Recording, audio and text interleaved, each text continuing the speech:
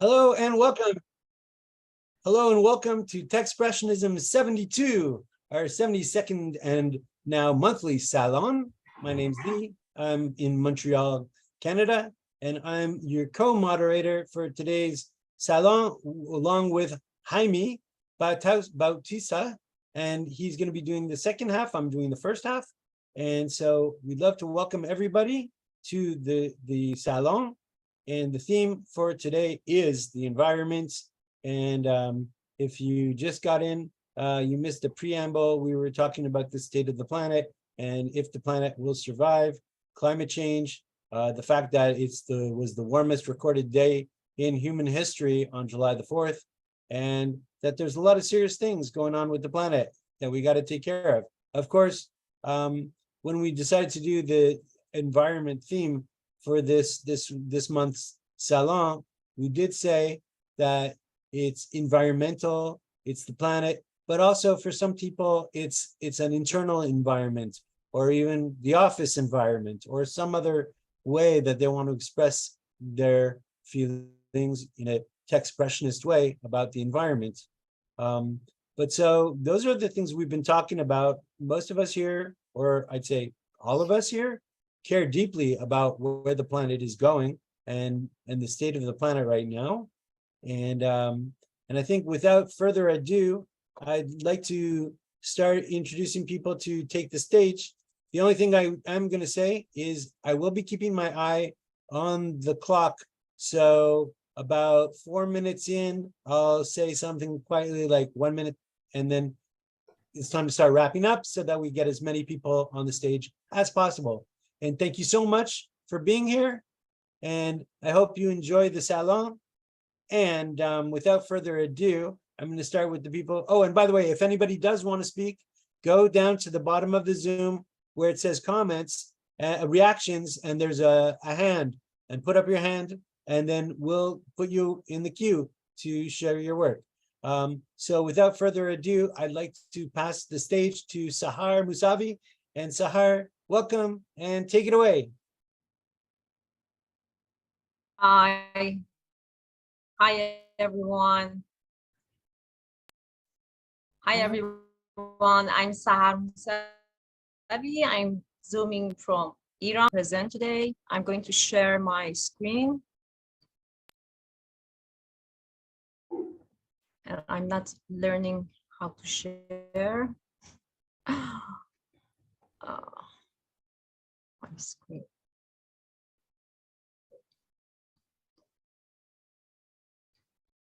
Can you see my screen?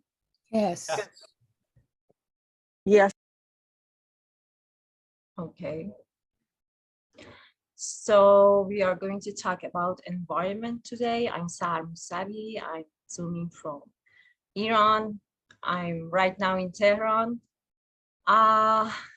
I want to talk about nature in our culture. Nature held great significance and respect in ancient Persia. The ancient Persians had a deep reverence for, for the natural world and believed in the interconnectedness of all living beings. According to different beliefs and cultures, trees are considered as valuable and sacred beings, and Iranians also have much respect for tree. I want to talk about one special tree today, and that is cypress tree.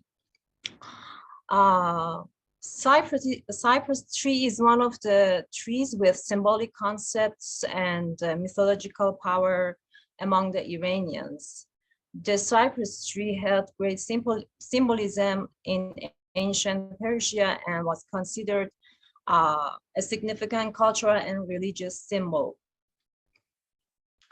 According to the Iranian epic Shahnameh, the tree had grown from a branch Zoroaster had carried away from paradise, and which he planted in honor of King Vishta's conversion to Zoroastrianism.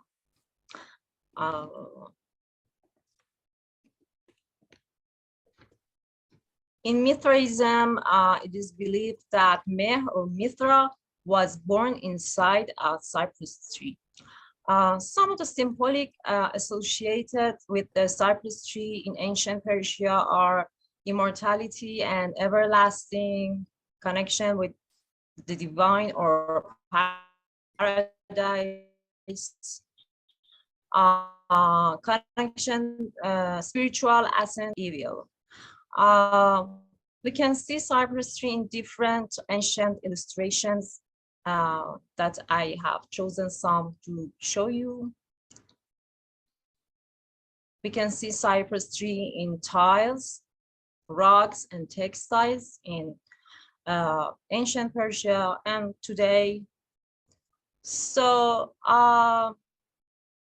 my country is not only facing political and economical disasters, but environmental catastrophes as well, such as sea and air pollution, deforestation, desertification, and water shortage, and other problems. Recently, I have added cypress tree to my artwork. I'm taking pictures. I'm going around my place and taking pictures of Caspian Sea and my environmental, the natural environment around near my place. I'm taking the pictures with my iPhone, and I'm combining it with 3D renders of different objects with a cypress tree on top or in the picture.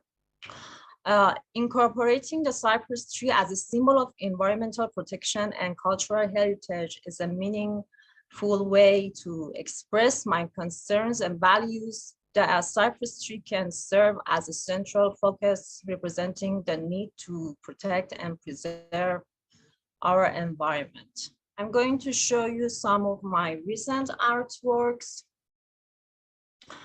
I took this picture near my place. It's Caspian Sea, and then I added objects that I rendered in 3D. As if you are familiar with my work, I usually use 3D Studio Max renders, and I collage it with different pictures. My other work that I added cypress tree in spheres, and I made it like a surreal scene. And I took this picture of trashes and plastics. People just live beside the sea. And what catch my attention is that someone's actually swimming there in the sea. And I used this picture, and I used the cypress tree and actually like a symbol of a symbol that is protecting the environment. 1 minute. Another, some of my themes are like similar, but I have created these planets or spheres or surreal objects with cypress tree, and also the picture is taken by myself. It's Caspian seashore in Iran. I took this picture in summer 2018, and the water level was so very low that time, because there wasn't the rain level, there wasn't raining at all. And I added, I really like this picture. I didn't, the scene was amazing enough. I didn't change it that much. The reflections were great. And actually this lake is near our house, and it's a colony of birds are living there, but I don't know what kind of birds are living there. But the population became half that summer. So I added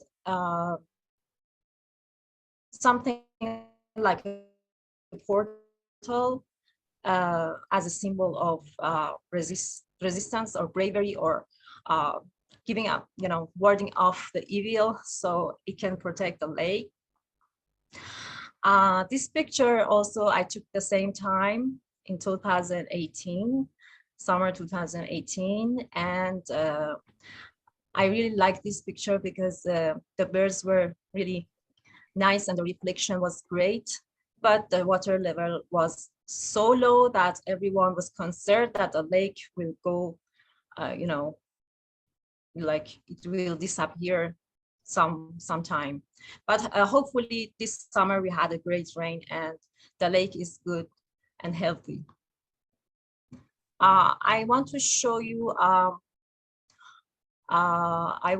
two animations if I can, but I don't know how to get out of.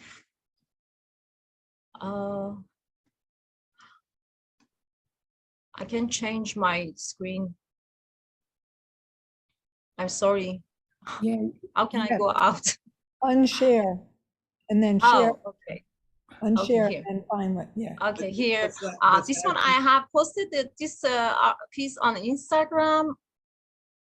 I hope you can see it. It's a short motion piece. I took the video with my phone and added a tree and a stair as a symbol. Of course, it's not a cypress tree. And another one that I posted recently, a galaxy of cypress.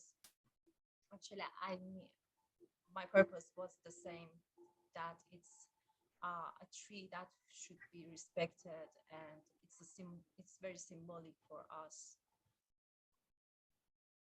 Sahar, we can't actually see the videos. We just see your presentation screen. Can't see it, but I said 1 minute, I don't know if you heard me when I said 1 minute. It's okay. I stopped sharing. I was, the last video was the one I posted on my Instagram. Well, those are really wonderful works though. And thanks for sharing. Thank you. Thank you. Please Thank share you your so much. Instagram, Sahar. Your Instagram handle so we okay. can. Okay. Yeah, put Can you the share Instagram it for me, handle- please? Thank you. Put it in the comments so we can get to it. In the chat. And maybe I'm too meek. I'm gonna be a little bit louder when I say the 1 minute next time. But next, please, Marlow. Can you show us your work? Hi, thanks, Sahar. That was beautiful, the work, and also I Yes. appreciate hearing about what's going on in your country. Yeah, thank you. So I have put together a little presentation, and I'm going to share. I'm working on a body of work. Let me shut this down here. That's related to, I'll tell you a really brief story as you look at one of the flat pieces. I am going to share an animation as well as 4 or 5 flat pieces. The story is about a dog that came into my life when I was in college and was with me for 16 years. And the thing that amazed me about her was how she practically saved my life numerous times by censoring who I could pick up hitchhiking. This was in the 70s. But also the fact that when we went hiking in places neither of us had been, she could just dart through the woods, through brambles, over rocks, around trees at full speed. And I couldn't understand how she did that. And fast forward 20, 30, 40 years, all of my attractions had to do with that particular story and that animal, and also nature in my life as a child. So I studied energy medicine, eco-psychology, the chakra system, etc. So the series I'm working on right now is for a show that will come up in the spring. And the video has no sound yet, but it's called Wonder Soup, which has everything to do with the soup of energy we all are in. I believe we're all connected. And the video, you'll see there's a color palette. It goes through the visible spectrum that we as humans, most of us can see. And there are qualities with each of those, red, orange, yellow, green, indigo, blue, indigo, violet, related to our creation process. So I was thinking about creating art and creating life when I was putting this this video together, this animation, as well as the flat pieces. So let me start with the video. I'm going to share it, actually play it. As I said, no music yet, but there will be music and natural sound. And we start here, obviously, with the red, the first chakra. If you want to talk chakra, the red, the first or longest wavelength in the spectrum. This is our creative energy, the orange, or the second chakra, sensual, creativity. And then we move into the will chakra, which has the color yellow associated with it, and many qualities having to do with creating, making, forging ahead. Here we have the heart chakra, which actually is green on the spectrum, but I combine red because we associate red with the heart.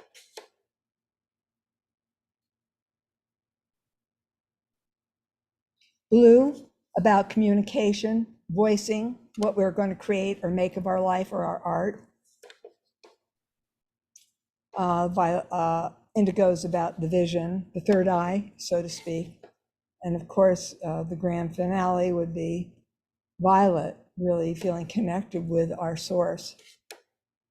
And I just review the 7 chakras here. There are many different systems. I go with the 7 chakras just because 20 years ago when I studied, that was the particular focus of the energy medicine that I was studying. And there are all the colors. Okay, so when I create an animation, sometimes I get stuck and I try to find a way to get out of it. Usually it's making something flat. So this is chakra 1, red, and you can see all the colors that one would find in the whole spectrum. 1 minute. Okay, this is the second chakra, orange. This is about creativity. I love fish, carp fish in this case. This is the will chakra, moving forward. This is the heart chakra. And here is the voice. So, all set. Beautiful. It's beautiful. Thank you. Thank you so much. And next is Renata, please. Okay. Take the stage. Good afternoon, everybody. Speaking to you from the South Carolina Low Country. I am a member of the Gullah Geechee Nation of the South Carolina Low Country. We are descendants of African slaves and forced laborers that were brought from the west coast of Africa to the South, usually through the ports in Charleston, South Carolina, to run the plantations, do all the work on the plantations that fueled the wealth building of the Americas and European nations as well. And of course, when the Civil War occurred, most of the whites fled the area where I live, which is in the coastal region, islands off the coast of South Carolina. And the enslaved people, the newly freed slaves, were left behind and stayed in this region. And because of the isolation from the mainland, developed a language and belief system that pretty much stayed at its point of development, at the same point of development as what it was during the Civil War times. So we are called, as I said, the Gullah Geechee Nation of South Carolina Low Country. And in recent years, we have become, well, people have become more aware of my ethnic region and have taken steps to protect us from land developers.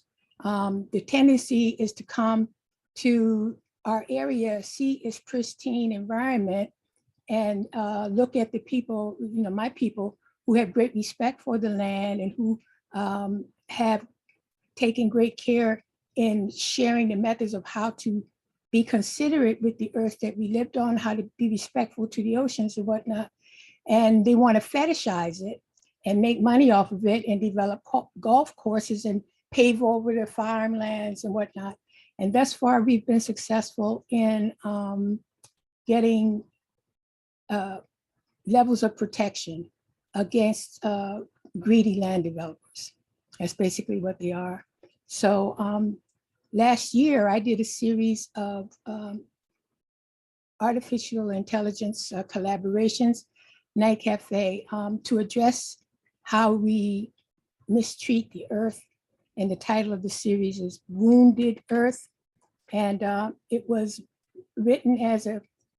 created as a collaboration with two other artists, and it was sponsored by the nonprofit Artly World.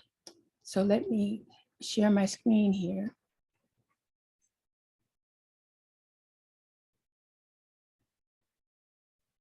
Okay, can you see everything? Yes. Okay. Yeah. All righty.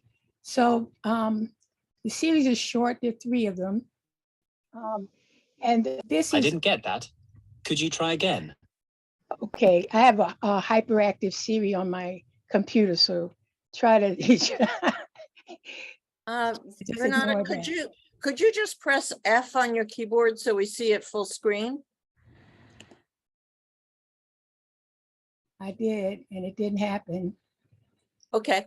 Okay, so this is represents the bucolic approach to rendering pictures of the earth. It is vineyard-ish and water-ish, and the artificial intelligence prompts involved how artists are valuable to society because they make things that are very unbeautiful, very difficult to look at, beautiful and understandable. So we use art in order to interpret realities that are often painful to look at. So we usually start here with things all nice and gorgeous and whatnot, and innocent looking. Hold on a second.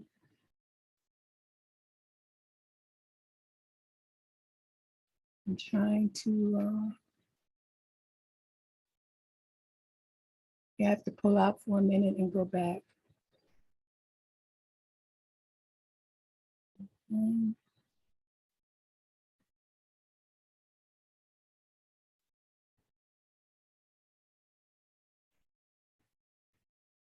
Okay, can you see what I'm?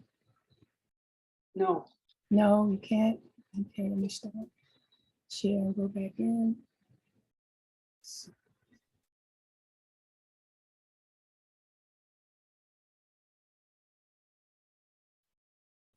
Okay, you see now? Okay.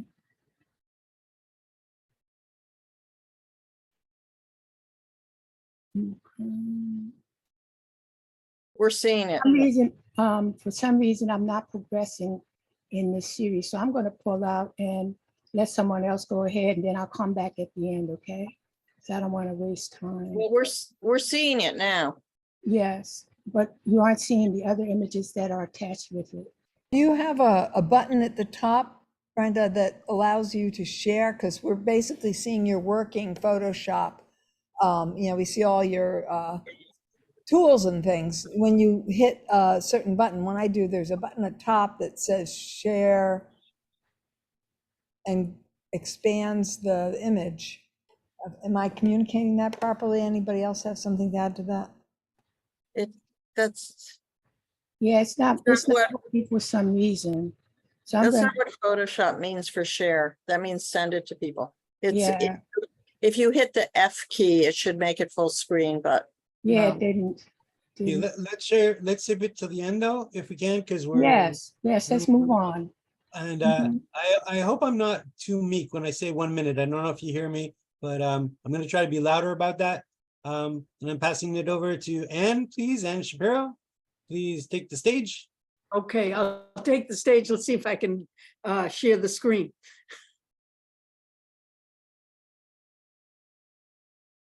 And let's see, is it full? Let's, let's open up and see if I got something coming. Okay, do you see us? Are you anybody able to see this?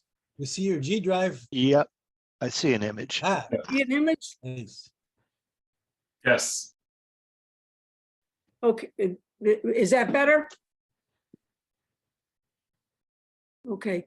Yeah, that's against a gray background now. Okay. All right. I've been working in climate change since '02. That's my environment. I got involved, or my urge and my, I guess, my desire, in a sense, to talk about climate change comes from childhood days of my grandparents and my grandparents ended up on an island off the coast of Maine where they built a home and had a family, and I summered there for years and I got very attached to the coastal landscape especially, but the landscape in particular. And I have done, or am doing, it's ongoing, a series of work on calling raging maps and climate change. And I did show some a while ago to the group, and it was more, I guess I would say, pedantic, in the sense I would put in graphs and charts and this is what's going to happen, this is what's happening, you know, thinking that's going to really solve the problem. And then, you know, I got so frustrated, although I recently did a piece on the Pakistan issue, the flooding. And I decided to do a series of work, just my gut response to what's going on in it. So this is, it's called Foreboding. And I don't know why I've buried this over here. All right. This I call something else, Dawn Code with notebook. These are all my pieces are layered. They're all in Photoshop. I take images from this is all my own photography and or drawing. Most of the stuff is layered, manipulated and changed till obviously I hope it's getting the message done of, well, look what we're doing to our environment. These are all, since they're digital, they can be shown. I create them at either 18 by 24 or 24 by 32, and they can go up. I've shown this as large as 65 by 95 inches. And it does make an impact. Whether it's good or not, I guess is others to judge. I think so. Whoop. What? I don't know why this, all right, we seeing it? All right, this is basically, it's the Gulf of Maine. It was in 2021, the Gulf of Maine was highest temperature, and it remained that for 12 months. And this is, it's just heartbreaking. It used to be, this is in Deer Isle, Maine, and it used to be what they called subarctic. It no longer is subarctic. I don't know how long it's not been subarctic. And this is the last one I'm showing. I got a large series. And again, my response to what's going on. And I guess I just call this transformation. And there we are. I can stop the share. Thank you. Thank you. Mhm.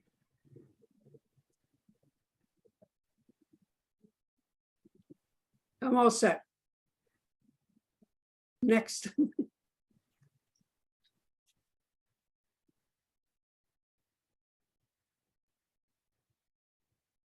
Am I not hearing? Lee, are you there or are you frozen? Oh, there you're moving. You're muted though. It was beautiful. I got kicked out. I apologize for that. Those were beautiful, Anne. Thanks for. And now Renata. Thank you, Lee. And I just wanted to say how happy I am that the new time has allowed a few people to join us who otherwise was difficult for them. So I would like to welcome Moritz Albrecht from Frankfurt. And we have Malavika from India, and of course, Sahar from Iran. It's really I really feel good about the time change, and I hope we continue to grow. And there's also a new member today, Stephen Pare from Texas. It's his first time, but he's been involved with digital art for quite some time. I was in a group show with him in 2021, and that's how I actually got involved more with doing things over Zoom. So this particular topic was challenging. I live in a very beautiful natural part of the world. Lion's Head is the name of the village, and it's on the northern Bruce Peninsula. And mostly I work with my own images, and I use them over and over. So in other words, I cannibalize my own work a great deal. So a drawing will become part of an animation, and then I'll take a still out of that animation and work over top of that. And I'm just having an issue here with there. So here you have something that looks like a human face on the right. You can see an eyebrow, and I've blacked out the eye with this bit of brushwork. When I saw this after I had made it, it really reminded me of a painting by René Magritte, the famous surrealist from Belgium. Just the idea of a woman's face being made up of other things. So I'm working with AI, and these are examples of how completely grotesque and contorted the AI can make images. But what I really enjoy is painting over top of the background. So here's a still at the back, and this uses the brushes that I have devised. And the brushes, I'll zoom in for you. They sometimes come from my own drawings, and sometimes they come from various sources like the cartoonist, graphic novelist Hergé. So you also can see the different levels of clarity, and that shows you how many layers there are. Zoom out. And then this next one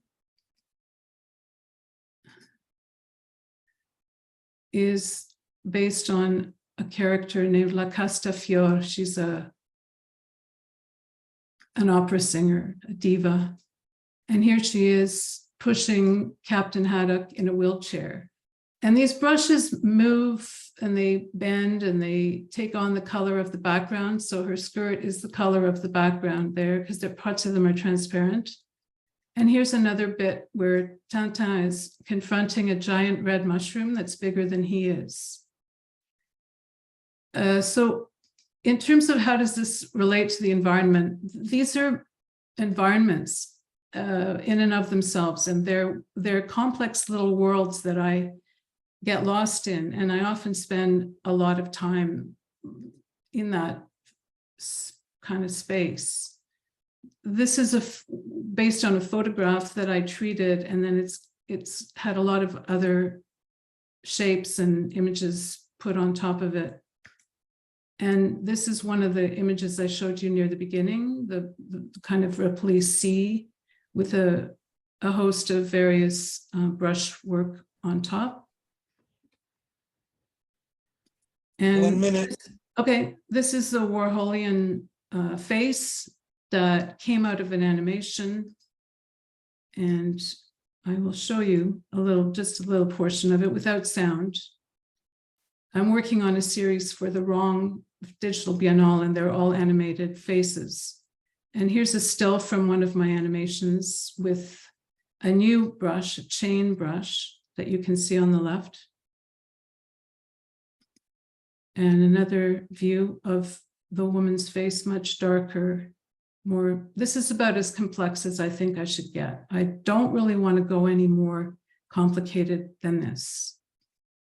Here's a more simple kind of Russian fairy tale style image of a woman lying on the earth and dreaming of a better future for the planet. And here's a pixelated style that I'm just starting to explore, another part of the Faces series. Thank you. Lovely. Beautiful. Really beautiful. Thank you, Lee. Thank you for sharing. My pleasure. And, Lucy Boyd Wilson, take the stage. I'm sorry for rushing everybody. I just want to make sure everybody gets a chance. I hope that's okay. But please, Lucy, it's your turn. All right. Thank you. Thank you, Lee. And wonderful to be here and see all your work. I grew up in England in the country and spent all my childhood until mid-teens running around in fields and woods and trees and climbing trees. And this is what I love and this is what I express, the love of our land. And if I can express that so that everybody can feel the love of their lands, then we'll really take care of it. So this is basically everything I do. And I'll just share my screen. And I just selected a handful of animations to show. All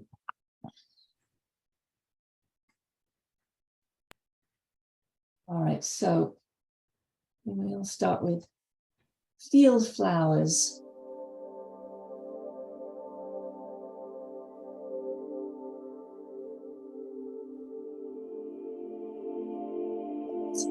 Music. Sound.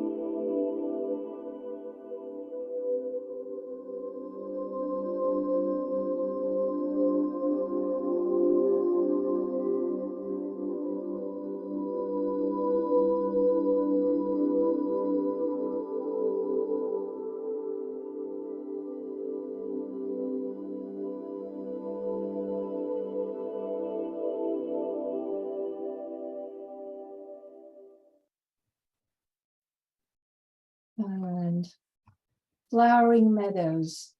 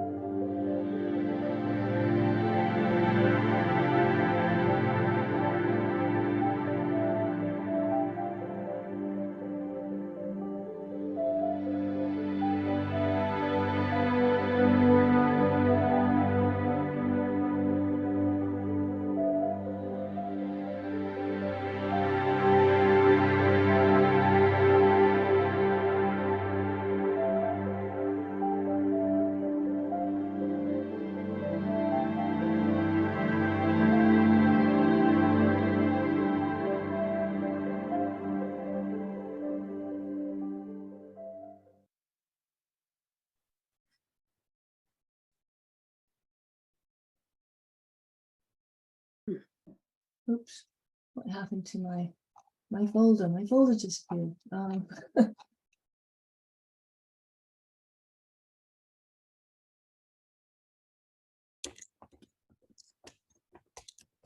Sorry, everybody. This is very boring.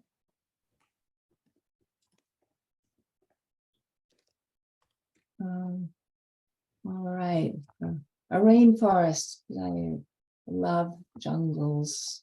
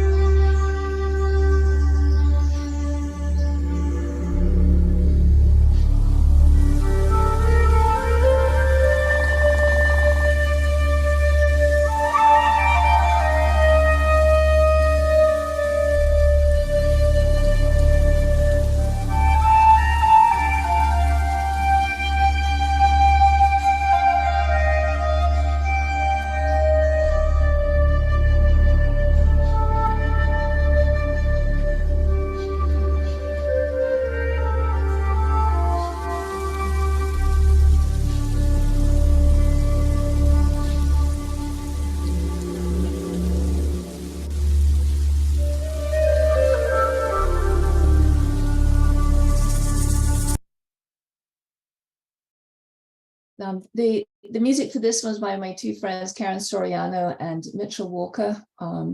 Didge and flute as just lovely, moody music. And this one is a stormy sunset.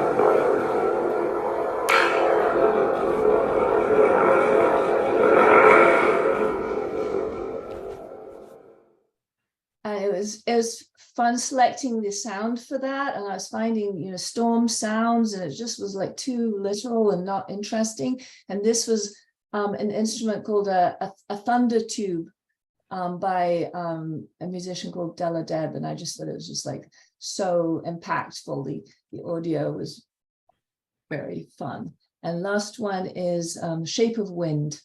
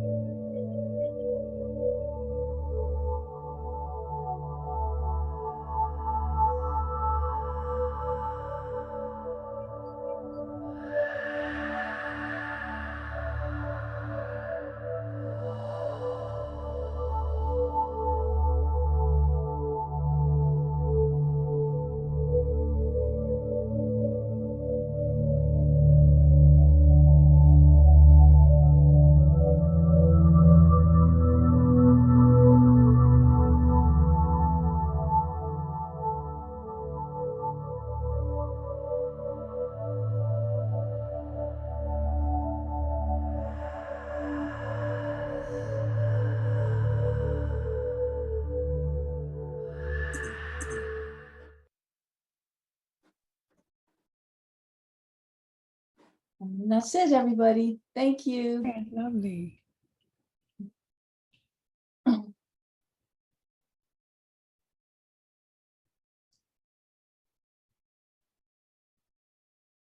Is Lee in here? I'm not seeing him. I don't know if he got booted off his connection. I got kicked out. There you are. I lost my internet connection. Gotcha. I apologize. figured. I'm so sorry about that. Those are beautiful. What I saw. And as it would happen, though, now we're passing the state, the modding ship over to Jaime. For the second half, we're going to pass to Jaime. And I apologize, I got booted out of here, but I'm happy to be back. So take it away, Jaime. Hello, everybody. I'm very happy to have such a strong team of expressionists. With your artwork, we can make a difference all the time. We have been really struggling with our environment, and I'm very sure we can make a difference in the future. Okay. This is Jaime, and I'm from Astoria, New York. Right here is 1246, and as you know, my background is in architecture and art. And I have seen many things within our environment. I'm into planning, building buildings, and building towns, camps, and all that. That's from the positive side. At the same time, as I see things like we have been destroying in the other side. So on one side we build, and the other side we destroy. Now, to make a difference is based in our childhood. if we learn how to be respectful to our nature, things will be different. If we don't, then we will have to face the consequences for the next generations. There are many great artists that have been representing the environment. Some of them are Maya Lin, Cristo, to name a few, but that's them. Now we are in a different environment, and I would like to count with all that you do, and I appreciate the work that you do. And also I see that you have a very strong work, and that's valuable for our Techspressionist Salon 72, which happens to be a good platform to express our art. Right now, I'm going to jump into show just 2 videos, 1 minute each. Don't get me wrong, I do have a vision for the future as an architect, but also I see the negative side. And today I'm going to show the negative side. Bear with me, please.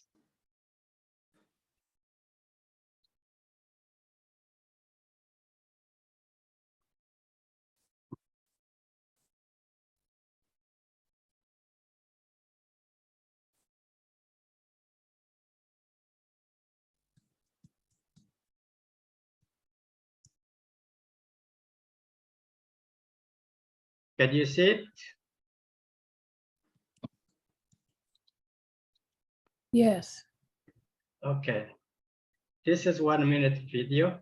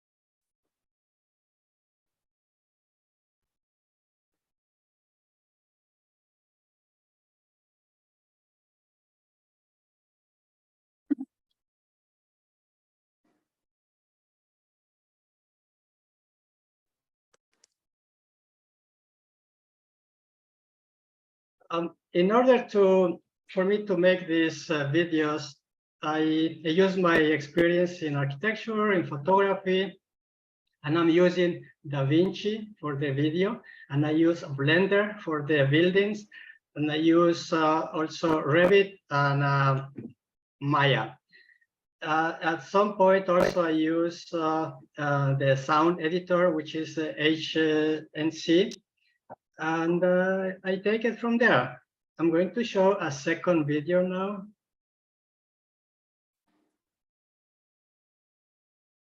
Jaime, are we supposed to be hearing anything? Because there wasn't any sound on the last one. Yes, that's also that I see the problem with the sound, that it doesn't. You might have to stop your share and then reshare, and then there's a checkbox is for enable computer audio or something like that before you start sharing on the Zoom prompt. It's interesting. I did stop.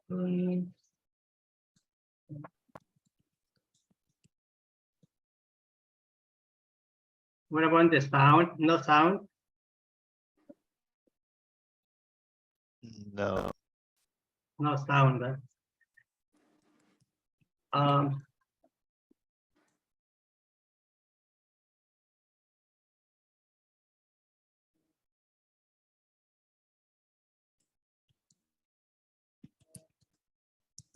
I will share this video after this is completed. I do not know why the sound doesn't work. We tried before and it's blocking. Anyway, this is basically what we will see if we don't care about the environment.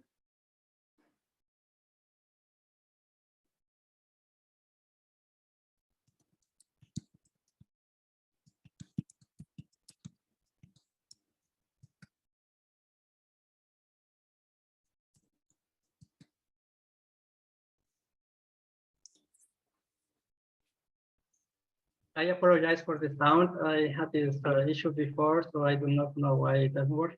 Anyway, so I don't know if you saw the concept.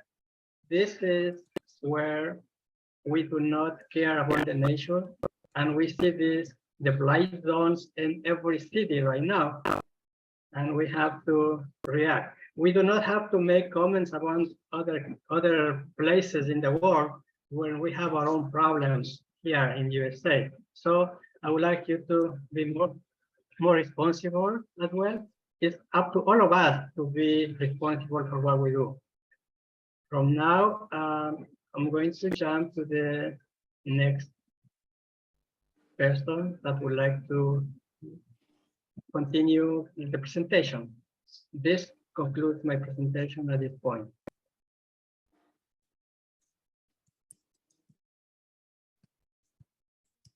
Okay. Who would like to be the next presenter? Looks like Susan or Yoga. Susan. Okay, Susan, you are off. Susan? She's on mute. Hi, Susan. Hi, I'm here. Take the stage, please. Yes, I'm gonna lower my hand.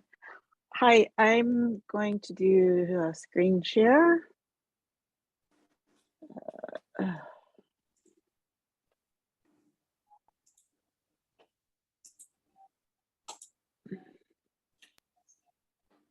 Okay. Are you seeing my Yes. Okay. So I'm okay. Here we go. I'm going to talk extemporaneously a little bit about the my connection to art in the environment with my art. Before I started doing digital work, I made pieces that in a series called Worship of Precious, and there were two themes. One was dragonfly and the other was cactus, and I'm going to show you a few of the dragonfly pieces, and I continue using the dragonfly in collaborative work, in a project I'm involved in through the International Online Art Collective that will be showing in the fall. And these are pieces that are made with transfer and transfer lifts using matte medium now. I used to use acetone at one point, and then watercolor and pencil, watercolor pencil and pen. And these are all part of that series that I was making.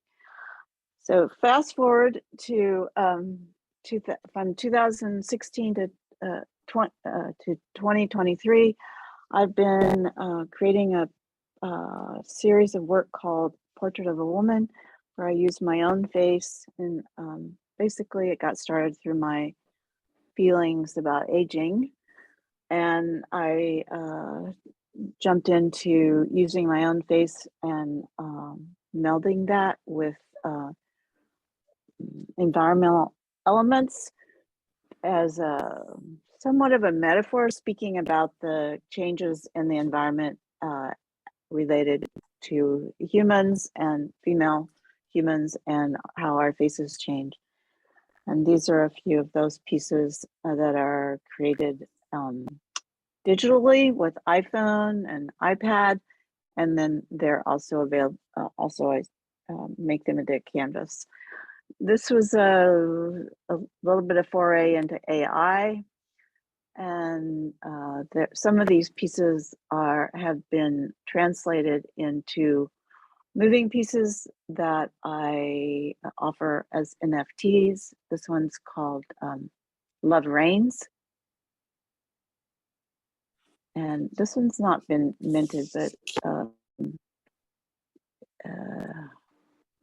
you have 1 minute. Oh my gosh. Okay. So I also do hipstomatic work. I'm going to just go through these quickly that I started a year ago using roses. And I have a collection of NFT collection of roses that move similarly that I did with my, this is my latest one that I did.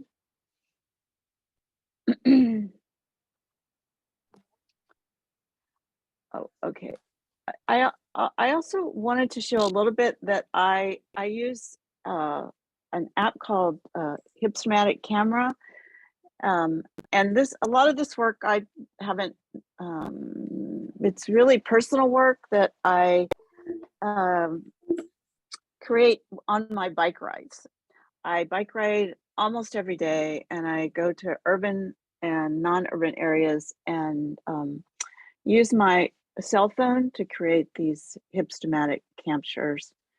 And it's not something I share some on Instagram, and I also this is in the industrial zone. I'm going a little bit fast because I know there's time issue. Yeah. This was a bridge I got caught under in a rainstorm. So I was under there for 20 minutes. So I took a lot of photos of that bridge. And also I wanted to share that I just got word today that I have an article featured in the App 1 minute. Whisperer. What? Yeah. Oh, I thought you said a minute already. Okay. It's already. I was going. Okay. So I think I'm going to stop sharing. Stop. Thank you, Susan. That was really quick. Yeah. Thanks good. for paying attention. And if I can figure it out, I'm going to put a link in the chat of the article of the interview about in the App Whisperer talk that I wrote about the apps that I was using in May and June. Okay. Thank you. Now I think it's sure you're on mute. Thank you. Hey. Okay, take the stage, please. Hey, hello everyone.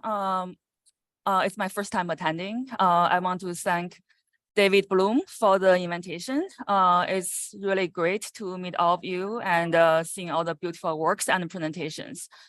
My name is Yuge Zhou. I'm a video artist based in Chicago. I'm also a curator for a unique public digital art installation entitled 150 Median Stream. So I just want to spend the next few minutes giving a brief introduction to the 150 Median Stream, which is part of the urban environment in Chicago. I'm gonna share my screen.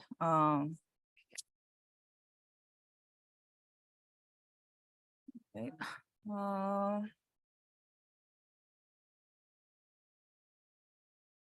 I'm not sure if any of you have are based in Chicago or have visited Chicago. So the installation is located in downtown Chicago. It's right across the river from the Merchandise Mart Chicago, which is an iconic architectural building. It's on the west bank of the Chicago River. The installation is inside a commercial high-rise building, and the address is 150 North Riverside. The installation is it's a large scale installation. I'm gonna just share a video of it. It's about 150 foot long and 22 feet tall, and it's comprised of 89 individual LED blades. This is our current featured artwork. So the arts program that I curate for the installation launched in 2017. And we've been featuring commissioned projects for artists and institutions since 2017. And we've worked with over 40 individual digital artists and cultural institutions. And this one you're looking at is by a Washington-based artist, Jonathan Manningham. He's represented by Bitforms Gallery in New York. But as you can see that the installation has this really unique blades shapes. And you can also check out some of our past featured works on our website. The website is 150medianstream.com. And on the archive page, there's a lot of works we've featured previously. We've worked with institutions like the Museum of Contemporary Art Chicago, artists from different backgrounds and medium. This is a collaboration with Bisa Butler and the Art Institute of Chicago. Show a quick. This is about 2 years ago when Bisa Butler had a solo show at the museum. Bisa is a fiber artist, and we featured her fiber work, animated for fiber work on the installation. We've also worked with performance artists like the Joffrey Ballet.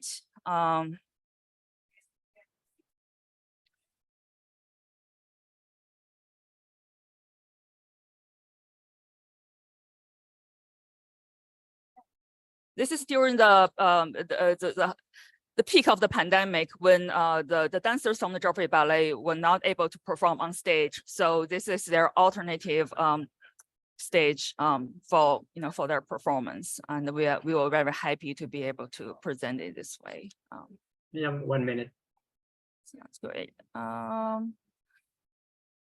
Just one more video, I guess I'm gonna show. We also whenever we launch a new work, we would host events and panel discussions with artists, and as well as some performance event, if the artists are interested, for example. And by the way, we also do a lot of virtual reality works. So just gonna show you a performance we've done.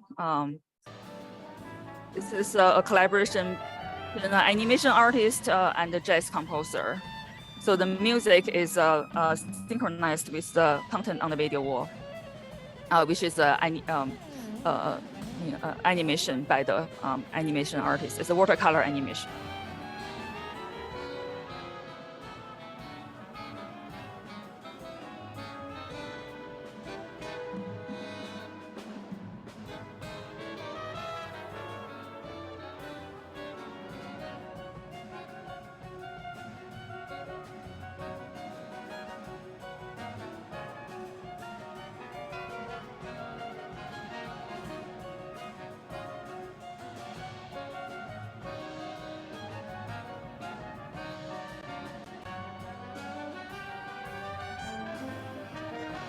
All right. Okay. Well, thanks everyone for your attention. And again, the website is 150medianstream.com. You can check out our program.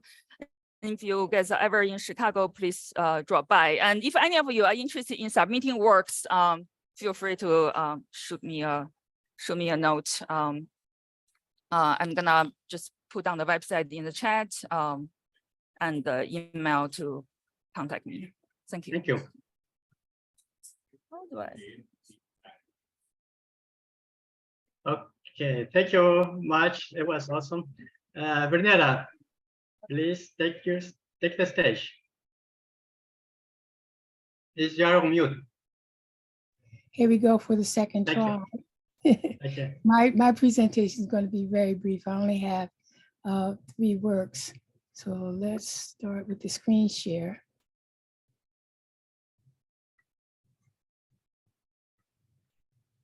Okay, so I just pasted the documents in Pages, and hopefully you all can see it here. And this is the first in the Wounded Earth series that shows a pretty verdant earth, a green earth, where water is easily and freely accessible. Certainly that's the type of environment that I grew up in, and many of you also may have grown up in such an environment. And it certainly is what I remember of my childhood. And then we have the coming of age of the destruction of Earth.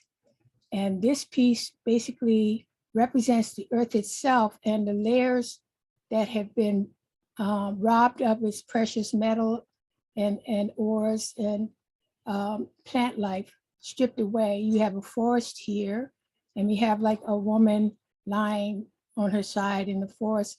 And we see the skin layers and the muscle layers being dissected and removed in this sort of wanton destruction of resources that we see happening with the pollution and other ways of abusing our earth. And this one is entitled Washed Away. And in Washed Away, we see all the calamities that we are experiencing now. And we see the water situation that's out of control. And when I did this, flood warnings were rare in my region. And now I get notices from the Weather Channel of flood warnings almost every day here in the Low Country, and sometimes several times a day. And they send out warnings for small crafts and vessels. A lot of the fishermen in this area have small boats, and their trade is being interfered with by the rising waters and the unpredictable flooding that takes place. And then we also have the fires that are out of control, and of course that's happening in Canada. And the painting itself, the digital painting done in Night Cafe, basically is just recapitulating the things that we do to hurt our earth, that are making our lives a lot harder to live, and certainly a lot less filled with joy. And if we're not careful, our hearts will be charred, much like what we predict would happen with the fires here in the background. So Beauty Washed Away is something I hope we never see, but it looks like it is inevitable. So that is the end. Okay. Stop share. That's it. Thank you, Renata. Anybody would like to present your work? I don't see any raising hands. We should also consider anything that, touches on the theme of environment. It doesn't necessarily have to be the Earth's environment. It could also be something like a 3D environment. Anything associated with that concept, I would say, is relevant. So maybe that would open it up to some other artists. Okay, any volunteers? We would like to see your work, whatever you have it. No raising hands. Well, if there isn't anyone that wants to share, there is something that Malavika sent me that she asked me to share. It's about an upcoming exhibition at her, I guess, organization, or it's called Collaborative Art Space. And I believe there's a deadline of July 10th. I'm going to just paste a link to the website in the chat. and the website is collaborativeartspace.com/space. There's also a Google form to submit work, I believe. I'm going to paste that link in there. I think Malavika might have had some connection issues, but it looks like the topic is explore your definition of space in collaborative art spaces second Biennale in collaboration with TASMI, a center for art and culture. And Malavika is based in India.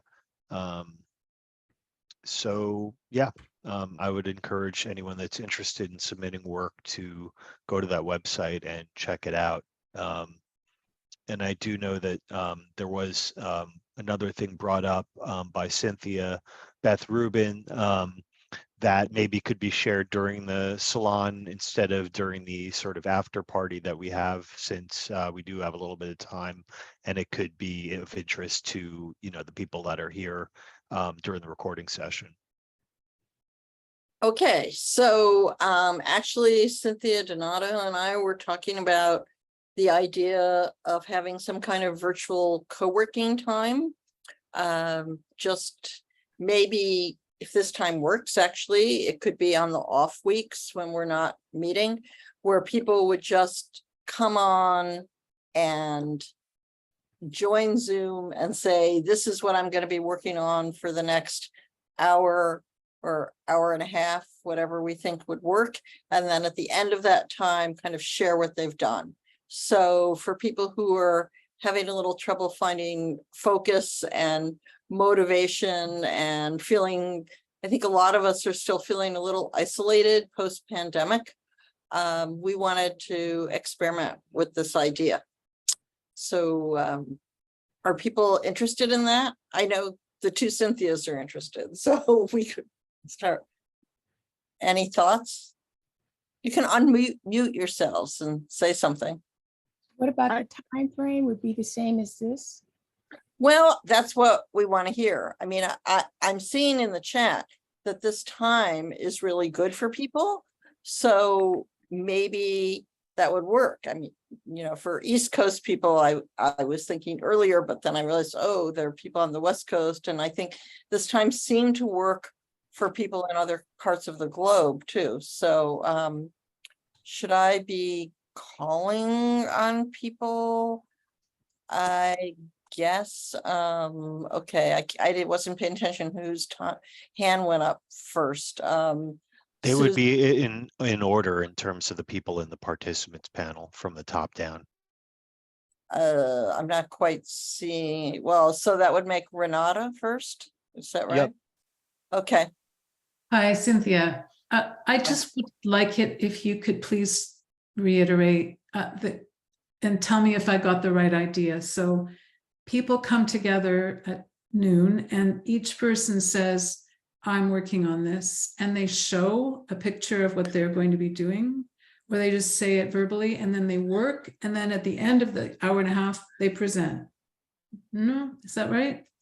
Or it could even just be an hour, because if people are presenting, maybe that makes the whole thing too long. So it'd be an hour of working, and it would be like, don't say anything about it. Just say, this is it. This is what I'm going to be doing. And then you can kind of say more about it at the end. Susan, DeTroy. Hi, thanks. I like the idea for myself because I don't have anyone who lives near me who does. I don't have any connections outside of online groups that for people that do digital work. None. And I would participate from time to time because I'm working from my iPad, and I'd love to share ongoing work in this group. Good idea. Thank you. It wouldn't be that much of a commitment of talking about it conceptually the way we do here. It's just, this is how I started. This is how I end. The real goal is to set aside studio time when you know you're absolutely going to be working, and you don't have to share it all. You could just join. So Stephen Pare, is that right? Am I? Yeah. It's Pare. Thank you. Pare. Oh, okay. I appreciate you paying attention to that. Well, two things. First of all, I'm very eager to share. I'm very interested in doing something like that, connecting with people and showing my work. And it would be an occasion, an opportunity for me to work on several ongoing projects. The second thing is that I actually do have something to share today. I didn't come here planning to do that, but I'd love to. So if there's another minute and a half or so, or 2 minutes, perhaps I could do that. So that sounds really good. Let's just hear first from Renata on this. Renata. Renata. I always say it wrong, and I've seen you in person even. Okay. No worries. No worries. I think it's a good idea. The 12 noon is a bit difficult for me, but I don't mind making the time, you know, in order to be there when something very interesting is going on. So I have no problem zooming in and zooming out. I think it's a good idea that we meet more often because, you know, we've had years now of meeting on a fairly regular basis, you know, and I've kind of gotten used to it. So it feels kind of strange, the once a month meeting hookup, but sure, I'd be down to participate with the informal get-togethers via Zoom. Mm-hmm. And we could also do more than one time because I think it only literally takes like 3 people. I mean, it doesn't take a large group just for people who are feeling they need the motivation. So my thought was that we could start with this time and we could even, I suppose, start next week. If that worked for people. I'm just looking at my calendar. Yeah. Yeah. Next week doesn't work for me if you and I are going to start it together. Let's do the following week, just because that would give people a little more time to think about it. And Cynthia, would you be able to be a point of contact and maybe paste your email into the chat? So if people want to participate, you know, you could start getting a list together and send out a Zoom link, because I really personally can't take on any other commitments at this point. yeah, and I actually have a Zoom, my own Zoom. I don't know why. I pay all this money just because. Well, this will be putting it to good use. Yeah. Yeah. So why don't we try it in 2 weeks, and then actually you know, different people could take it on. As we move into the dates of SIGGRAPH, which is, oh, I guess 2 weeks after that is still, anyway. So in 2 weeks is the 13th. Is that right? Yes. Yep. July 13th. Okay. Just That's, before. that's 1 week. That's 1 week. 2 weeks is the 20th. Right. Right, the 20th. Okay.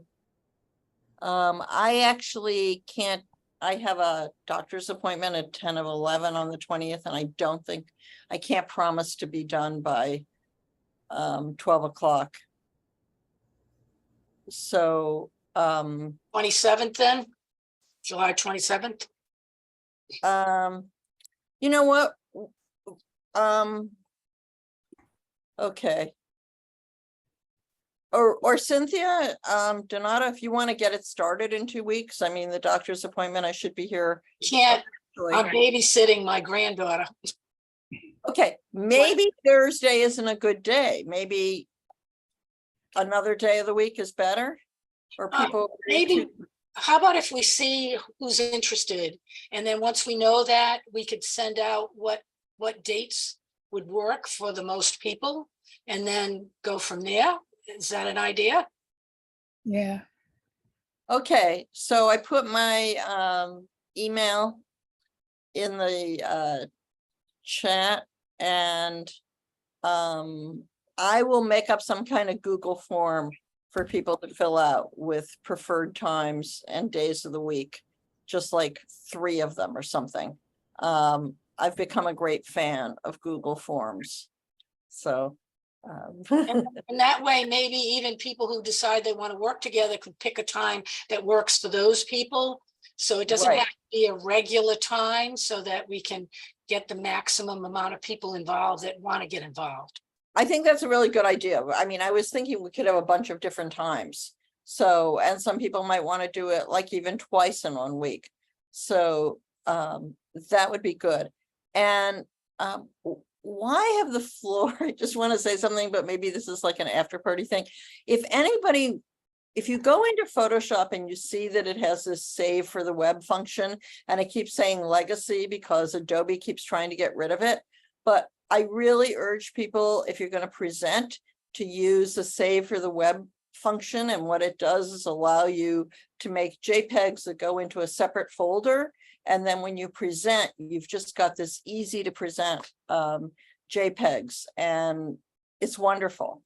So I can show anybody later how to do that if I'm still able to share my screen later. It's just so easy and so wonderful, and it would solve everybody's who's using Photoshop, at least, presentation problems, which is why, as much as Adobe keeps trying to kill it, no one will let them kill it. Thank you for that one. And before we conclude, I have something to share with you. The Patchogue Arts Council is inviting you to submit short videos for the festival, annual festival that is going to be in October.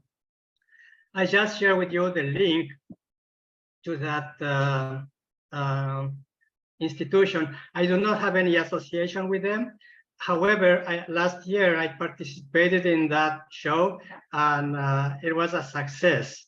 And in fact, one of my videos, my short films, was presented in during the festival. I encourage you to do your work, submit your film, and probably you will be portraying your work there. That's my only announcement right now. The link is already in the chat. That's for everybody. Thank you.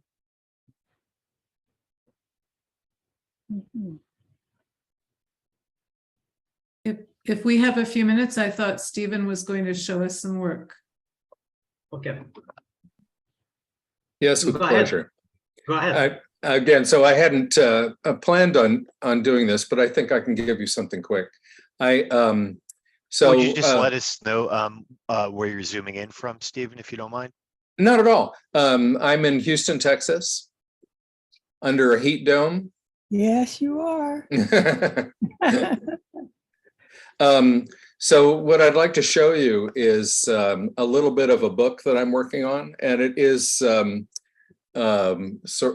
let's see, touches on genre science fiction and post-apocalyptic, so post climate change catastrophe. I'm gonna sort of throw you into the middle, so you'll but that kind of works for me. Anyway, so I'll be showing you a couple of facing pages. I've written the story and stories, and created the digital images as well. So let's see, here we go. The book is entitled After the Flood.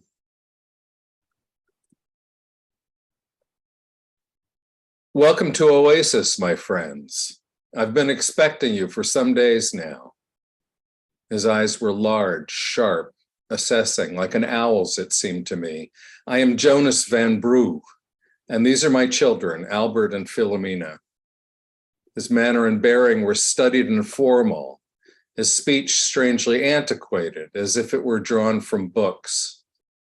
I understand all of that now, or at least I think so. His visceral dissatisfaction with the modern world was naturally joined to a preference for a better one, as he saw it, to the civilized behavior of a long past time. Beside him sat a young man with wiry jet black hair and steel blue eyes, and at his left side, the most beautiful woman I had ever seen. She looked straight at me for a moment, blinking once. Was it irony? And returned her gaze to her father. They're about your age, aren't they, Captain? Perhaps a little younger. Your generation has suffered a lot, has it not? This wasn't a question that he expected an answer for, obviously. And in any case, I wasn't in any mood to share my thoughts and innermost feelings. Perhaps I was annoyed at first by all of the rhetorical understatement, by his pandering, by his flattering and speech-making, but in spite of his self-importance, I liked him. He was charismatic, warm, and persuasive, for all the egotism and the pronouncements. But I was wary all the same. I couldn't help reflecting with some bitter irony how his pandering to the sufferings of my generation, for that is certainly how it sounded, was not so very different from the panderings of his enemies, our politicians who tried to win our allegiance similarly by expressing their sympathy for the difficulties that they and men like them had caused. He went on. You were badly served by your leaders, that's certain. Even though I agreed with this, it wasn't a reason to switch my loyalty and dishonor my oath. He wasn't done making speeches. I did my best when I was your age to fight their cowardice and perfidy, to continue my father's courageous stand. I think that's enough for now. Obviously, right in the middle, threw you right in and took you right out again. Yes. Thank you. Thank you. Thank you, Stephen. Thank you. Okay, so does anyone else have any presentations? Lucy, did you want to say something? I just have an announcement. Last year I created a dome film, and it showed in a handful of dome film festivals, and it's going to be showing in the metaverse, whatever that means, in the metaverse on July the 20th. And there's a whole series of films showing one film a day in the metaverse starting tomorrow for 2 weeks. And there's like some really wonderful dome films, and you can see them from your own computer. If you have a headset, you can see them in VR, or you can just see them from a web browser. And each day, a different film will be showing 12 the entire day from midnight to midnight, and each artist will be interviewed at some point during the day, varying times. And so my day when my film is showing, it's on July the 20th, and I will be interviewed for about an hour starting at 10:30 Pacific time. So I'll just post a link to get more information in the chat, and that's it. I think we are, it's 1:30 on the dot, and I think we conclude this presentation. And from our side, thank you very much to all the presenters. You have a very strong work, and we would like to see more of your work in the future. Thank you very much. Have a nice day. So we're going to stop the recording. Colin, are you going to stop the recording? And then I will be hanging out for the after party. Yeah, I just want to thank all the presenters as well as our hosts, Lee and Jaime, for taking the lead with this. And, certainly in the after party, I would recommend that perhaps we start that off with a proposal for the next salon's topic. And I think there was some consensus, I'm not 100% sure, that whoever proposes the topic should do so with the understanding that they will also be moderating that salon. I'm not 100% sure if that was what was decided upon as far as consensus goes, but I'll leave that up to the group. Unfortunately, I have to take off after the recording stops because I have a client deadline to meet, but I will leave it up to you guys. And Cynthia, if you could, convey to me what that topic is that people agree on, that would be really great, via email. And I'll continue to create the graphics for it and everything. I also wanted to commend you and and Cynthia DiDonato for formulating this plan of co-working sessions. I feel like that could be a very good model for groups such as the different nodes, where they might share a common language other than English to get together and formulating groups to create working sessions. I think that could be a really intelligent way of bringing nodes together versus necessarily gathering in a physical spot where they might be distributed across the geography of a different country. So I think it could serve very well as a model for that. So that being said, thanks again for everyone that was presenting and everyone who attended. It was an awesome salon, and the amount of sharing that happened was higher than normal. So I think that makes for a really interesting session, and also for a great recording for people who aren't here to actually see a lot of art. So on that note, I will bid you all adieu until next month. And hopefully, some of you guys will also be able to attend these working sessions, and I certainly will if I can get there. So I will stop the recording now. Oh, actually, Cynthia, I threw you the host, so you'll have to stop the recording. There should be a button right next to the share screen button. Pause, stop.